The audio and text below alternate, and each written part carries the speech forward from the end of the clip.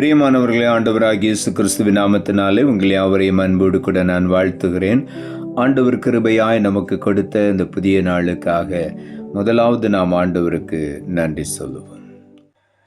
நானும் என் வீட்டாருமோ வென்றால் கர்த்தரை சேவிப்போம், நீயும் சேவிப்பாயா, நீயும் சேவிப்பாயா.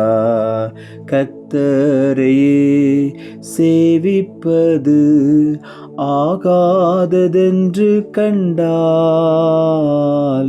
கர்த்தரையே சேவிப்பது ஆகாததென்று கண்டால், யாரை நீ சேவிப்பாய் என்பதை இன்றே தீர்மானம் செய்வாய்.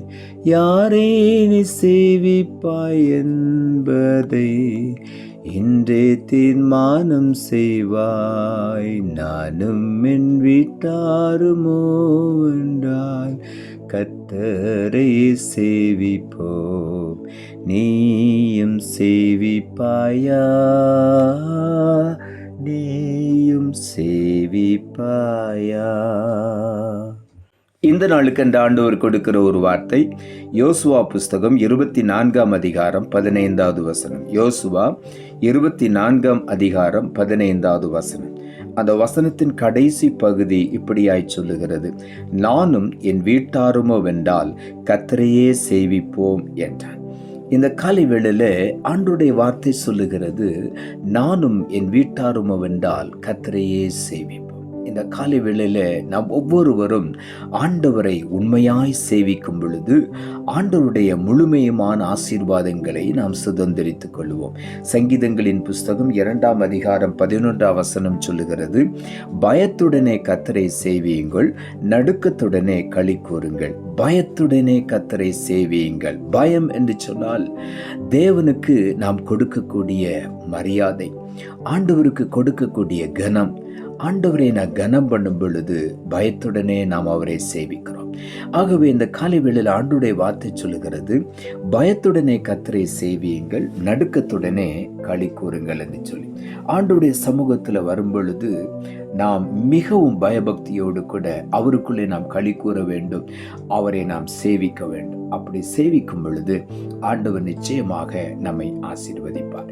யாத்ராகம புஸ்தகம் 23 அதிகாரம் 25 வசனம் சொல்லுகிறது, உங்கள் தேவனாகிய கர்த்தரையே சேவிக்க கடவீர்கள், அவர் உன் அப்பத்தையும் உன் தண்ணீரையும் ஆசீர்வதிப்பார், வியாதியை உள்ளிருந்து விலக்குவேன் என்று இங்கே ஆண்டவருடைய வார்த்தை சொல்லுகிறது. உங்கள் தேவனாகிய கர்த்தரையே சேவியுங்கள்.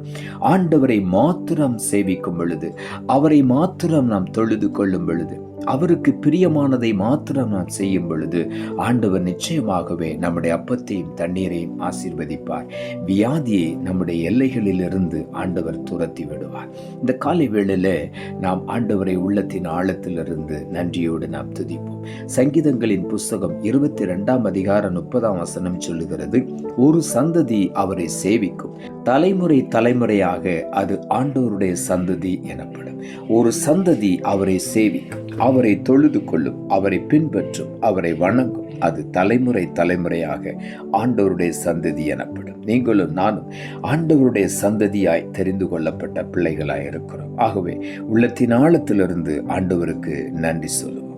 கொலோசையர் புஸ்தகம் 3 அதிகாரம் 23 வசனம் சொல்லுகிறது, நீங்கள் கர்த்தராகிய கிறிஸ்துவை சேவிக்கிறதுனாலே சுதந்திரமாகிய பலனை கர்த்தரால் பெறுவீர்கள் என்று வேதம் சொல்லுகிறது. ஆண்டவராகிய கிறிஸ்துவை நாம் சேவிக்கும் பொழுது சுதந்திரமான பலனை கர்த்தர் நமக்கு கொடுப்பார். நாம் தான் அவருடைய சுதந்திரவாளி. அந்த பலனை நாம் சுதந்திரிக்க ஆண்டவர் உதவி செய்வார். ஆகவே ஆண்டவரை நாம் உண்மையாய் நேசித்து சேவிக்கும் பொழுது நிச்சயமாகவே ஆண்டவர் அநேக சுதந்திரமான பலனை சுதந்திரித்துக் கொள்ள ஆண்டவர் உதவி செய்வார். வெளிப்படுத்தின விசேஷம் 7 அதிகாரம் 15 வசனம் சொல்லுகிறது, ஆனபடியினால்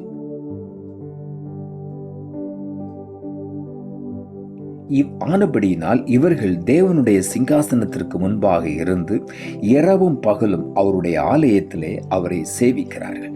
சிங்காசனத்தின் மேல் வீற்றிருக்கிறவர் இவர்களுக்குள்ளே வாசமாயிருப்பார்.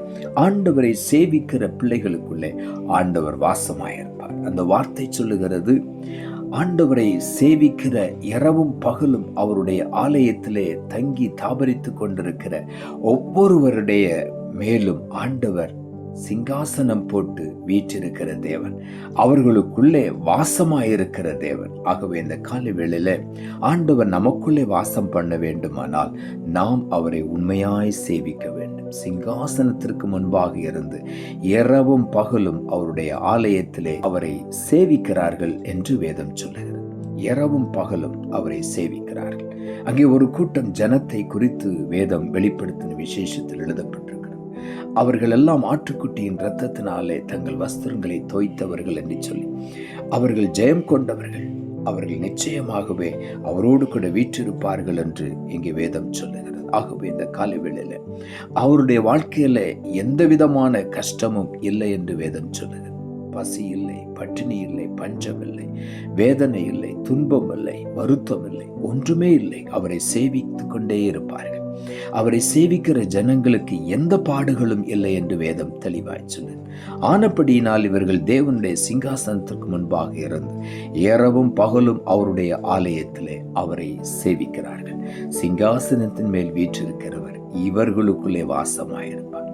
அவரை உண்மையாய் சேவிக்கிற ஒவ்வொருவரோடும் கர்த்தர் வாசமாயிருப்பார். ஆகவே இந்த காலை வேளையில உற்சாகமான ஆண்டவரை ஸ்தோத்திரிப்போம். அவர் நமக்குள்ளே வாசம் பண்ணும் பொழுது நாம் ஆசீர்வதிக்கப்பட்டவர்களாய், அவருடைய பிள்ளைகளாய், சுதந்திரவாளிகளாய் எப்பொழுதும் ஆண்டவரை நாம் மகிமைப்படுத்திக் கொண்டே இருப்போம். ஆண்டவரும் நம்மை ஆசீர்வதித்துக் கொண்டே இருப்பார். ஆகவே உள்ளத்தின் ஆழத்திலிருந்து ஆண்டவருக்கு நாம் நன்றி சொல்லுவோம். நாம் ஜெபிப்போம். அன்புள்ள ஆண்டவரை, கிருபையாய் கொடுத்த இந்த புதிய நாளுக்காய் மறுபடியும் நமக்கு நன்றி செலுத்துகிறோம். ஆண்டவர் கொடுத்த ஜீவனுள்ள வார்த்தைக்காக நன்றி. நானும் என் வீட்டாருமோ வென்றால் கர்த்தரையே சேவிப்போம் என்றார். இந்த வார்த்தையை கொடுத்து வசனத்தை கேட்டுக்கொண்டிருக்கிற ஒவ்வொருடைய வாழ்க்கையிலும் உண்மையாய் கர்த்தரை சேவித்து ஆண்டவருடைய முழுமையான ஆசீர்வாதங்களை, சுதந்திரத்தை, பலனை பெற்றுக்கொண்டு சாட்சியாய் நிற்க ஒவ்வொருவருக்கும் உதவி செய்யும். தாழ்த்தி முடைய கரத்தில் ஒப்பு கொடுக்கிறோம். இரட்சகர் இயேசுவின் நாமத்தில் ஜெபிக்கிறோம் நல்ல பிதாவே, ஆமென்.